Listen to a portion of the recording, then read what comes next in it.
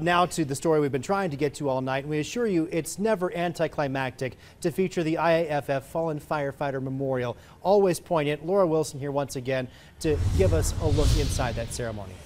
Yes, third time is the charm on this one. It was a beautiful and very emotional memorial today. Take a look.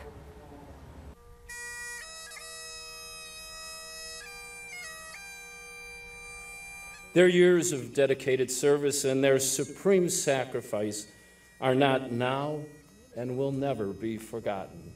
Inscribed upon these granite walls, more than 7,600 names of men and women who put the lives of others before their own.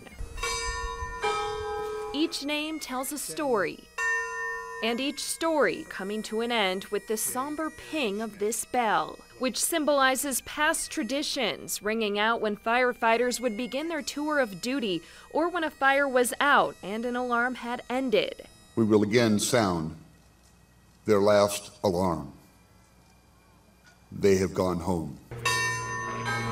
In 2016, 43 firefighters and paramedics died in the line of duty.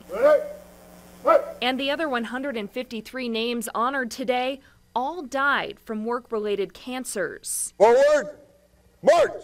87 of those deaths happening between 1977 and 2015. But in 2016 alone, 66 cancer-related deaths. A disease taking our members that are healthier than the majority of the general population when they start their career. The International Association of Firefighters promising to try and return each year with fewer names to add to the Wall of Honor. We'll continue to provide the necessary training to make sure our members go home safely at the end of their shift, and to advance the technology and standards we used to make our equipment safer. But for 7,600 brave men and women, their names are now immortalized.